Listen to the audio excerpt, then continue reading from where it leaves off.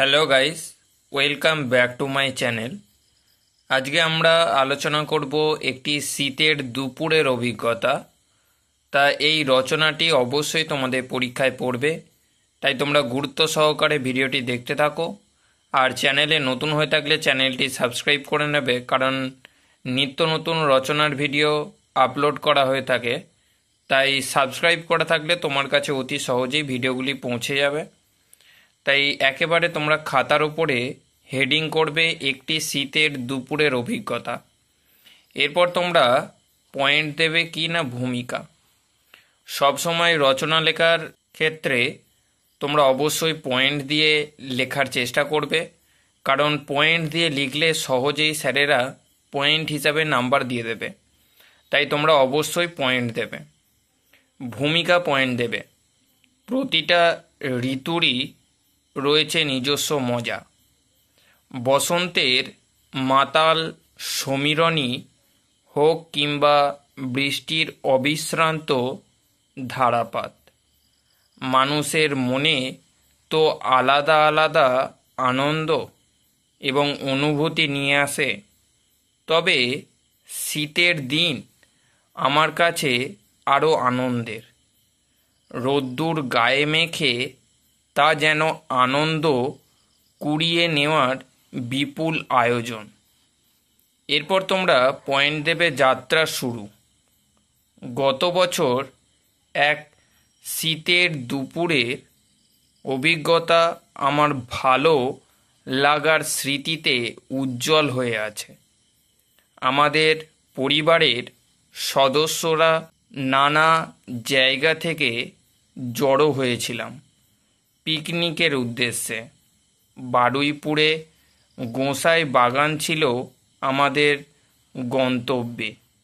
বেহালা আর কসবা থেকে এসেছিল পিসিমণিরা, জেঠুরা এসেছিলেন পার্ক স্ট্রিট থেকে।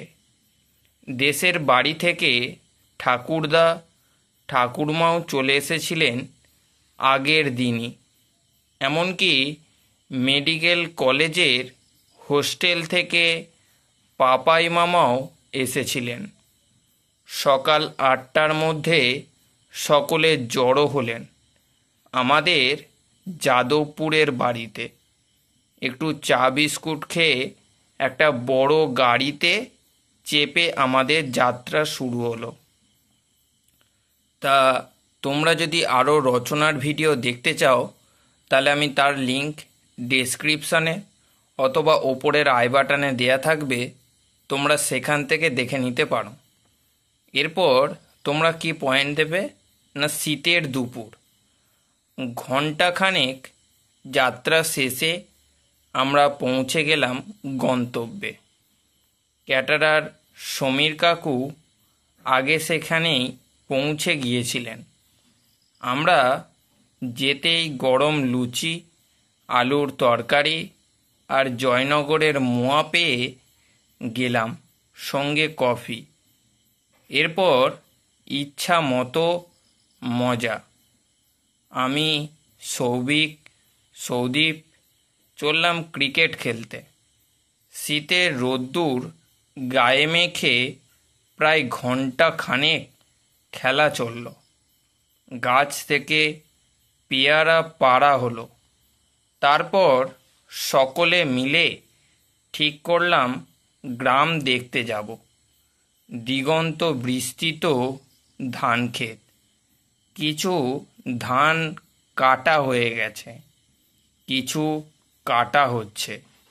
ধুলো মাখা মেঠো পথ ধরে হাঁটতে হাঁটতে আমরা সেসব দেখলাম। চারপাশের নির্জনতা আমাকে ছুঁয়ে যাচ্ছিল।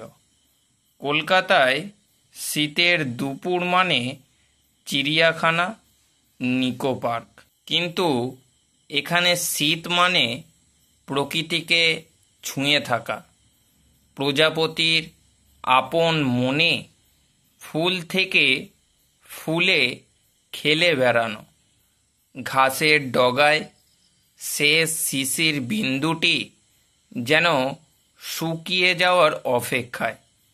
দুপুর 2:30 নাগাদ খাওয়া দাওয়া শেষ হলো। সকলে নানা রকম মজার খেলায় মেতে উঠেছে। আমার তখন আরও একটু আম, লিচু, পেয়ারার বনে ঘুরে বেড়ানোর ইচ্ছা। রোদের তেজ ক্রমশ কমছে, শীত অনুভূত হচ্ছে। দূর থেকে ভেসে আসছে কোনো ক্লান্ত ফেরিওয়ালার ডাক। জীবন এখানে শীতের মতোই গুটিসুটি। এরপর তোমরা লাস্ট পয়েন্ট দেবে, উপসংহার। মনে রাখার শীতের দুপুর এখানেই শেষ। কখনো হয়তো শীত মেখে আরও একটা দুপুর আসবে, কিন্তু সে দুপুর ছোবে না আমাকে, কারণ আমি তখন থাকব ক্লাসরুমের একটি রুটিন জীবনে। হয়তো কখনো কোনো এক মুহূর্তে স্মৃতির হাত ধরে ফিরবে ধুলো মাখা এই বিশেষ দিন, যেখানে আমি খুঁজে পেয়েছিলাম আমার উন্মুক্ত কৈশোর। তা এটাই ছিল সেই মূল বিষয়বস্তু। তা ভিডিওটি যদি ভালো লাগে তাহলে চ্যানেলটি সাবস্ক্রাইব করো আর কমেন্ট করে জানাও যে ভিডিওটি কেমন হয়েছে। তা এখানেই ভিডিওটি শেষ করলাম।